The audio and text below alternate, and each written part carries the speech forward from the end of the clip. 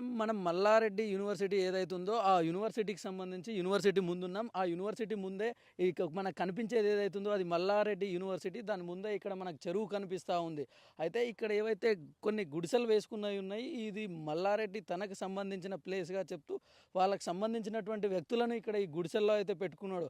అయితే దాంతోపాటు దీనికి ఆనుకొనే ఇక్కడ కొన్ని వెంచర్స్ అయితే చేయడం జరిగింది. ఇది గతంలో హెచ్ఎండిఏకి హుడాకి అయితే ఇచ్చారు. ఆ హుడా వాళ్ళు డెవలప్మెంట్ చేసి అది డెవలపర్స్కి ఇచ్చి దీన్ని ఈ ప్లాట్స్ ఏవైతే ఉన్నాయో వాటిని అమ్మకానికి పెట్టిర్రు. అయితే ఆ అమ్మకాల్లో దాదాపు 366 ప్లాట్లను అయితే ఇక్కడ చేయడం జరిగింది. ఇక్కడ మనం చూస్తున్నాం, ఇక్కడ విజువల్స్లో చూసుకోవచ్చు.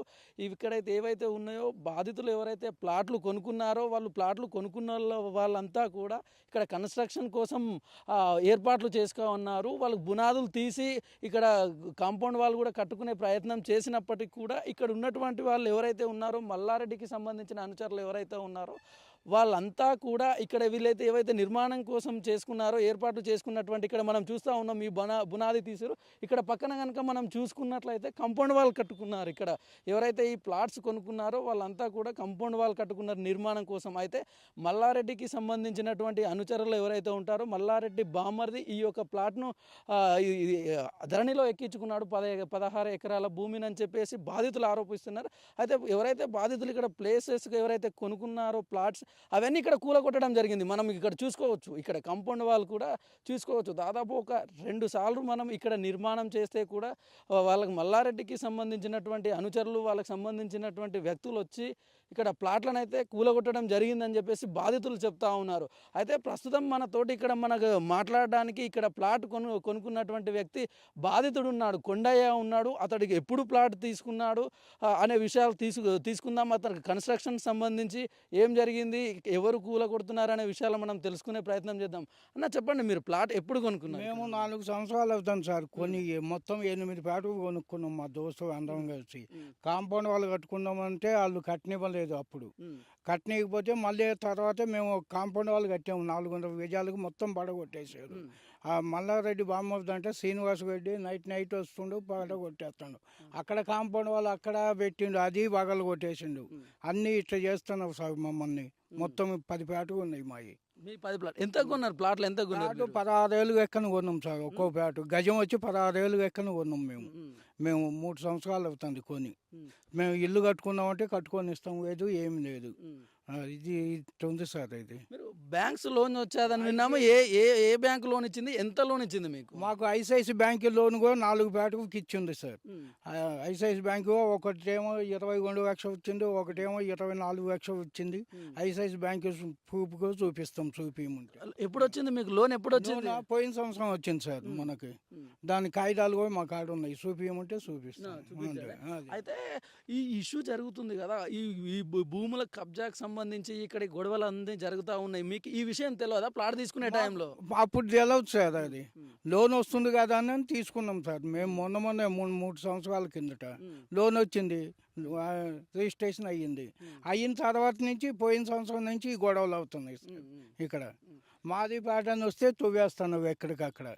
అది జరిగింది. ఏ సర్వే నెంబర్ మీద? ఏ సర్వే నెంబర్లో జరిగింది? మాది 650 సర్వే నెంబర్ సార్. మా డాక్యుమెంట్ లోన్ వచ్చింది కూడా దాని మీద మనకి. ఎక్కడ మీరు కాంపౌండ్ వాళ్ళు ఎక్కడ కట్టుకున్నాను? మీరు కనుక్కున్నది ఎక్కడ సార్? ఇది మొత్తం కట్టాం సార్. కాంపౌండ్ 5 అడుగు ఎత్తు కట్టినాం సార్. కట్టితే మొత్తం వచ్చి నైటే పడేసిండు. నైటే పడేసారు. ఇది కూడా పునాది దువ్వినాం, గనేటు అవన్నీ వేయించారు. వచ్చి ఆపేసి ఈ పని చేసినాం సార్. చెప్పిరా మరి ఇదంతా కూలగొడుతురుగా? మీరు ఎవరికైనా అధికారులకు ఫిర్యాదు చేసి? చెప్పాము సార్, చాలా మంది కాలనీ వాళ్ళకి కూడా చెప్పాము. చెప్తే వచ్చేమో పోలీస్ కేసు పెట్టాము. ఏది పెట్టినా ఏమి మన సంగతి ఏం పట్టించుకోవటం కదా సార్.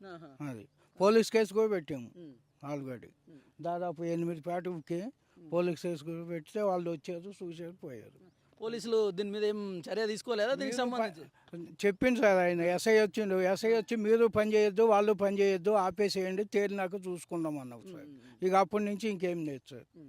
ఇది జరుగుతుంది. ఇప్పుడు నెక్స్ట్ ఎట్లా మరి? మీరైతే డబ్బులు కట్టి ప్లాట్ తీసుకున్నారు, మరి మీరు ఇక్కడ ఉండలేని పరిస్థితి ఏర్పడ్డది. మరి అదే సార్, ఏదన్నా న్యాయం చేయాలని చెప్తున్నాం సార్. దానికోసం మేము కూలీ నాలి చేసుకొని ఏదో లోన్ తీసుకొని కట్టుకున్నాం సార్. మా సొంత డబ్బులేం కాదు. ఐసిఐసి బ్యాంక్ లోన్ ఉన్నాయి. అది సార్.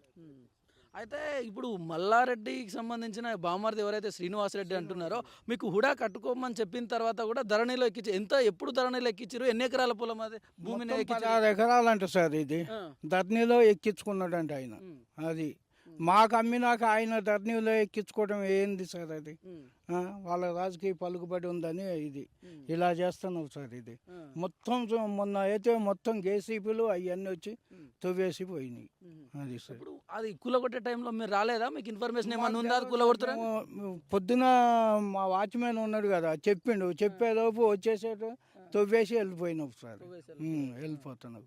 అంతకు ముందుగా అట్నే మొత్తం పడగొట్టేసి వెళ్ళిపోయినావు. అది ఎవరన్నా కలిసారా మరి దీనికి సంబంధించి? ఎవరన్నా ఆఫీసర్లను ఇప్పుడు హుడా అని చెప్తూ ఉన్నారు కదా, హుడాకి సంబంధించిన వాళ్ళని ఎవరికైనా? ఉడాలోకి బి కంప్లైంట్ ఇచ్చాము సార్. ఉడాలో ఇచ్చాము, పోలీస్ స్టేషన్కి ఇచ్చినాము, మన రేవంత్ రెడ్డికి అక్కడ కూడా ఇచ్చాము సార్. అదే మాకు న్యాయం చేయమని అడుగుతున్నాం సార్. అది ఇప్పుడు హుడా వాళ్ళు ప్లాట్స్ చేసి మీకు అమ్మారు, ఇప్పుడు మళ్ళీ ధరణిలో ఎక్కించారు. ఇప్పుడు ధరణికి సంబంధించి రెవెన్యూ అధికారులను కూడా, ఇప్పుడు రెవెన్యూకి సంబంధించిన అధికారులను మీరు ఎవరైనా కలిసి మీ సమస్యను చెప్పారా? అది ఆల్రెడీ మేము హుడాలో మేము కొనుక్కున్నాం, మా పేరున రిజిస్ట్రేషన్ అయింది, మీరు వాళ్ళని రెవెన్యూ ఆఫీసర్లకు ఎవరికైనా కలిసిరా? కలవలేదు సార్. అది కలవలేదు. మనకి తెలియదు కదా అంత దాకా అని మనం పోలేదు. మొన్నైతే ఉడాలో కంప్లైంట్ ఇచ్చాము. వాళ్ళు ఇంకా ఏమి చెప్పలేదు. ఏం చెప్పారు మరి? హుడాలో కంప్లైంట్ ఇచ్చారు కదా, వాళ్ళు హుడా ఆఫీసర్లు ఏమన్నారు మరి? వాళ్ళు ఏం సమాధానం చెప్తాం కదా సార్ మనకి. అది వచ్చింది. దాదాపు ఎంతమంది తీసుకున్నారు ఇందులో ప్లాట్లు? ఎంతమంది మా అయితే దాదాపు 70 పేటకు దాకా ఉన్నాయి సార్, మనకు సంబంధించిన వాళ్ళవి. అది మీరంతా ఎక్కడ ఉంటారు? ఏ ప్రాంతంలో ఉండేటోళ్ళంతా తీసుకున్నారు ఇదంతా? పల్లి ఇక్కడ మన బాలనగర్, కొంతమంది ఏమో బయట ఉంటారు సార్, వాళ్ళకి తెలియదు ఇంకా. అదే అందరు కూడా ఏ రేటు కొనుక్కున్నారు ఈ ప్లాట్స్ అని? అందరికి ఎంత పడ్డాయి ఇదంతా? 15 ఏళ్ళు పైన పడ్డది సార్ వాళ్ళకు గజం. ఉంది. మొన్న 3 సంవత్సరాల కిందటే సార్ కొన్ని రిజిస్ట్రేషన్ అయినాయి. ఇక లోన్ వస్తుందని తీసుకున్నాం సార్. ఇది బాధ మాకు. అదే దాన్ని బట్టే మీరు ఏదన్నా న్యాయం చేయండి మాకు అని అనుకుంటున్నాం. ఇప్పుడు ఇది చాలా పెద్ద ఎత్తున నడుస్తున్నది ఇష్యూ. దీనికి సంబంధించి ఇక్కడ లోకల్గా ఉన్నటువంటి లీడర్లకు ఎవరైతే ఉన్నారో వాళ్ళని కలిసి మాది సమస్యను సాల్వ్ చేసే విధంగా మీద ఉన్నటువంటి మంత్రుల దగ్గరికి, వాళ్ళ దగ్గర తీసుకెళ్ళండి అని ఏమైనా చెప్పే ప్రయత్నం ఏమైనా చేసిరా? మేము అదేం చేయవచ్చు సార్. ఇక అవన్నీ తెలియదు. ఇక ఏదో మీదే చేయాలి ఏదన్నా చేస్తే. ఇక అది ఏం పని చేసుకుంటుంటారు మీరు? మేస్త్రి పని చేసుకుంటాం సార్. మేస్త్రి పని, టాపీ మేస్త్రి. సాయం చేస్తే మాకు కొద్దిగా మా పేట, మా దోస్తు ఉన్నాయి, అన్నీ ఉన్నాయి మొత్తం. అదే మొన్న వచ్చారు, తవ్వేశారు, పోయారు. అదంతా అదే దాన్ని బట్టి ఏదైనా చేయమంటున్నాం.